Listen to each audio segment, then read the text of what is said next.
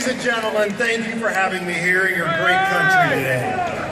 I understand, like me, you're all concerned about making your country great again. Coincidentally, it fell on the same week our president was in town, Donald Trump. Now, many of you may not know me. I'm a United States Congressman from Arizona, but I suggest we know each other very well indeed.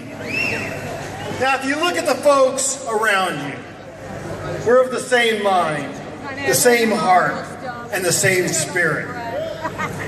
Despite being two nations separated by an ocean, we also are two nations united by a common language, historical ties, military and strategic objectives, economic links, and more importantly today, the same struggles. Now, for years now, we have witnessed a full frontal assault on free speech. A full frontal assault on people who through thick and thin, and through sometimes with rough edges, have sought to defend the freedoms our forebears fought alongside one another and died for. That's why when I first heard of the case of Tommy Robinson, I could not stay silent. What do we want? We want Tommy out. Now, I know the United Kingdom does not have a First Amendment. The first part of our Bill of Rights was adopted back in 1791. I want to talk to you about that for a second. Now, I take the Bill of Rights seriously because not only does it underscore the self-evident truths that my nation's founders fought so hard to secure, but it also limits the capability of people like me, congressmen, governments at large, from prohibiting people from exercising their speech, their rights. Now, the First Amendment reads as follows: Congress shall make no law respecting an establishment of religion, or prohibiting the free exercise thereof, or abridging the freedom of speech, or of the press, or of the right of the people peacefully to assemble and to petition the government for a redress of grievances. What you are doing here today is effectively a precursor to a campaign on your own First Amendment. Now, that's not me saying it, and I'm not telling you or your country what to do or how to be governed. But from the conversations I've had with the team around Tommy and the Britons concerned about this case, they tell me they wish they had a First Amendment. We are the people peacefully assembled today. We are petitioning your government for redress. What do we want? Now, Tommy, as a citizen journalist, has had his freedoms taken away by the British justice system. And for what? Speaking out against great demonstrable injustices. We know we watch in horror in the United States as we read about the rape and grooming gangs all around the country. I remember reading about it years ago, and the media used to try to shut people up and calling them racist or worse. And then it was proven true. Thousands of young and vulnerable girls systematically targeted, raped, and groomed by predominantly Asian men over decades. And very, very few people held to account. Now, they say Asian, but we don't. Let's tell the truth, and let us try in telling that truth to help the wider communities from whence these men came, to rid them of the scourge of these disgusting and depraved individuals. We know these men come from predominantly Pakistani, Bangladeshi, and Muslim backgrounds. Now, I'm sure there are many in those communities who are just as disgusted as we are, and embarrassed that these men have lived amongst them for so long. So firstly, I want to say to these people, come, stand with us, get out here and speak out.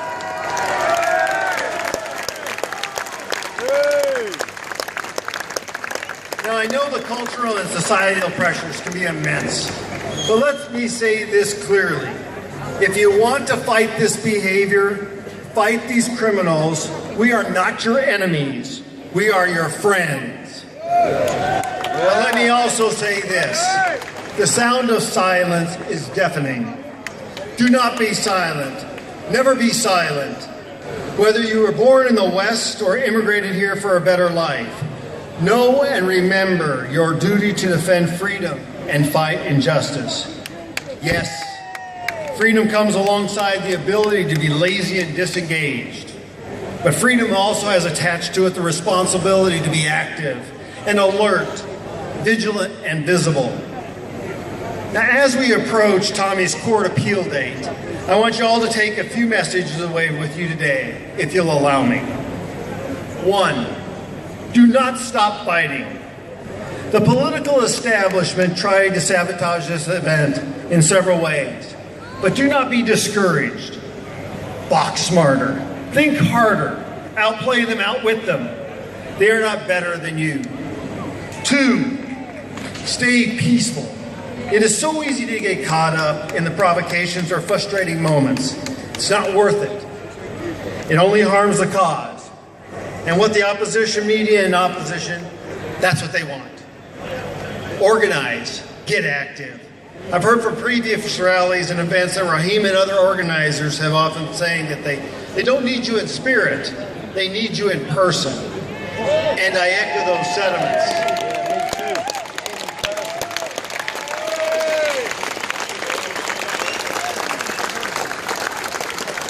Now, being present doesn't mean just coming to these events like we have today, but it means going out into your communities and engaging people in a welcoming, informed way. It means manning street stalls, chanting, "We want Tommy out." It means engaging on social media, #FreeTommy. It means donating to the cause you support, because if you don't, who will? And it means putting differences aside, linking arms, joining hands, and speaking with one voice. The ruling class in Britain appears fearful of the truth. Never stop speaking the truth. Never stop working to bring Tommy home. Thank you, Britain. Thank you for having me. And what do you want? I didn't hear you. We want Tommy out! We want Tommy out! We want Tommy out! We want Tommy out! We want Tommy out! Thank you very much. Thank you.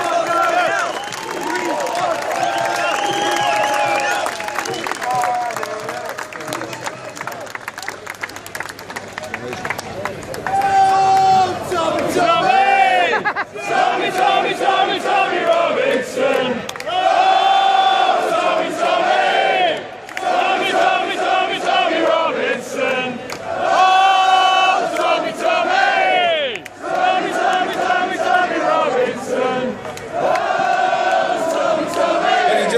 Direct your attention one more time to the screens. We have a very special video that I know is going to freak the mainstream media out. Please welcome the President of the United States, Donald J.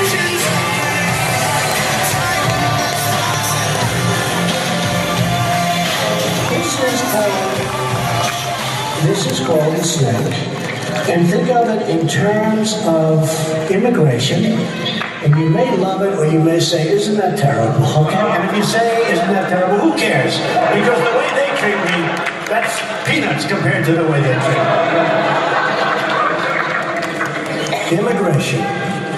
On her way to work one morning, down the path along the lake, a tender-hearted woman saw a poor, half-hearted, frozen snake.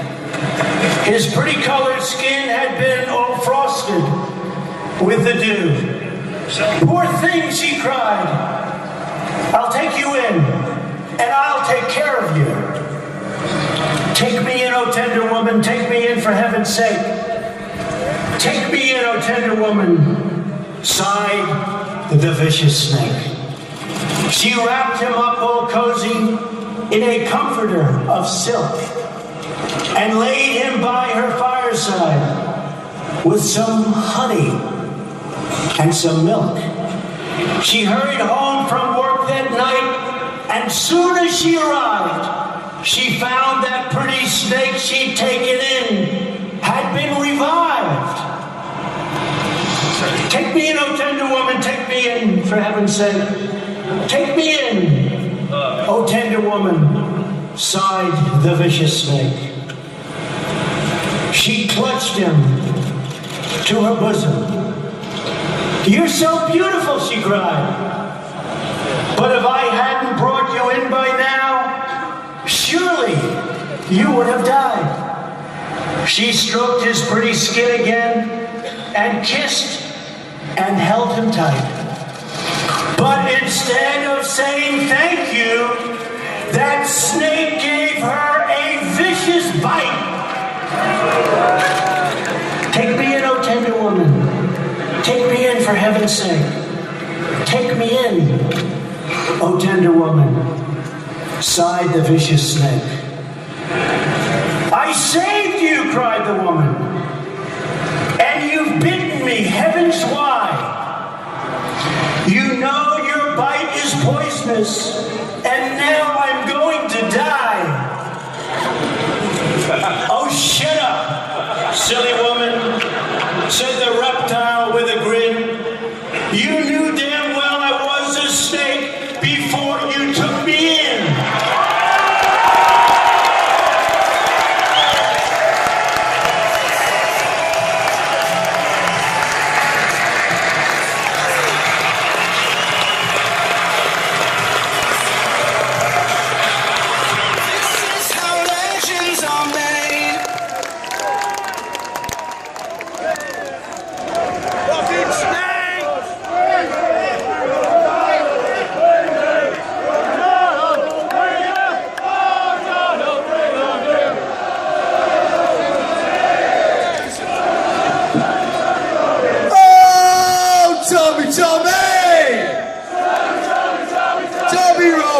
And again, oh, Tommy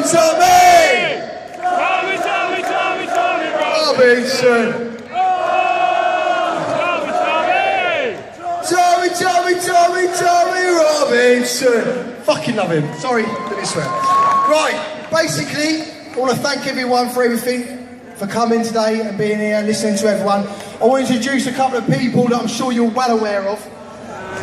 There was an incident in London a while back where 3 young boys were murdered. And they were murdered by a terrorist, and the police tried to cover it up. And these people travel all around the world, well, not yet, maybe the country, all around the country, getting support for their kids that died, that were murdered. So I want to introduce Tracy and James. Tracy Blackwell is one of the mothers of one of the boys, and they deserve to have their say. Ladies and gentlemen, give a big round of applause. We'll let him talk. Hi everyone.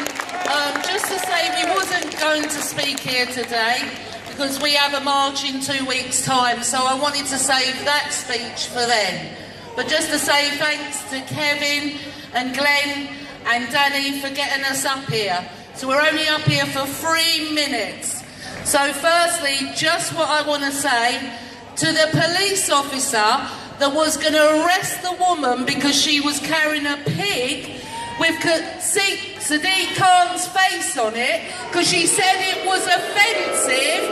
Well, what about the thousands that were here yesterday showing our great country up against the President of America?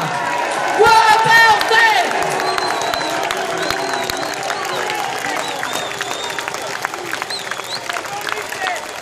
Because Trump's welcome, Khan's not.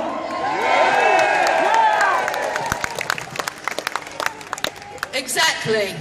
Why there's patriots, we shall have an England, we shall have a Northern Ireland, we shall have Scotland, and we shall have Wales. You ain't taking it from any of us.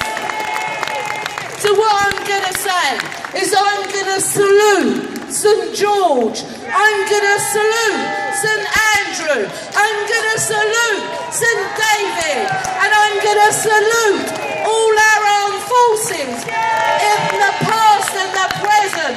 But what I'm not going to salute is the British police, who have no law and order, who hide evidence, who look after the rapists, just like our appeasing establishment. To the police, I'm sorry, but you don't want to do this, do you? Because you don't want to be called a racist. Well, you're not racist, you're cowards. And your spineless behaviour offends me.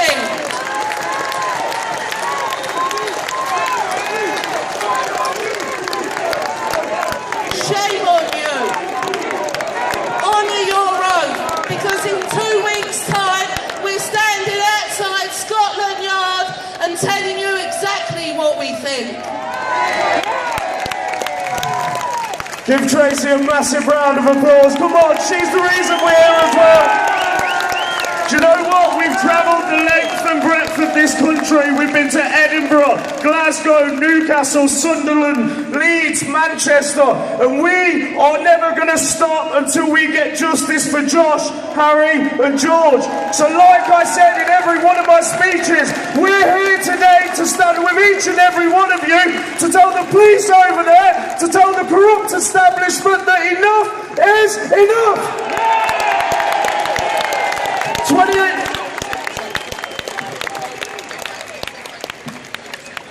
Thank you, and join us on the 28th Victoria Embankment, 1 o'clock, fighting for justice.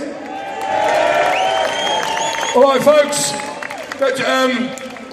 Thank you very much for coming today. I know from the heart, from myself, from Tommy, love you. We're so glad you made it. So glad you came. Really appreciate it. Wonderful, wonderful turnout. You're credit, absolute credit. I'm so proud of you. I know Tommy will be proud of you as well. And once again, I just got to reiterate that when we leave here today, if everybody could try and just behave your best, be on your best behaviour, because it's been a fantastic day. It's been a total and utter success. It's been a marvellous success, and it's going to help Tommy absolutely no end getting home to his children and his wife and his family. And it's all because you made the effort to turn up here today, and you behaved and you supported. That means everything, everything. So please, can we have a big round of applause for the police today, because they facilitated us. Let's have a round of applause, come on, let's have it. No, let's have it. Round of applause for the police. You know, I've said it before and I'll say it again. They have an extremely difficult job to do, an extremely difficult job. But put it this way, the only way we can go bed at night and tuck your kids in and sleep like a baby is because you know they're out there doing their job. So come on, let's have it right. They do a tough job, and it's a dirty job. And you know, they're out there risking their lives for us. So, you know, let's have a round of applause, please. Come on. I love you. Right, so if everybody, when you make your way home, when you leave here, if you could just do it in a nice, calm, orderly fashion, and please try not to throw litter or drop it, keep it in a bag or something, because we'll get it in the neck. And thanks very much for coming. Thanks to all the stewards. Thank you to Raheem and all his crew. Done a fantastic job. Well done, Raheem. And thank you for the organisers, and thank you very much for your time and for supporting us. And thank you, the British public. God bless you. And Tommy, please God, get us out on the floor saying,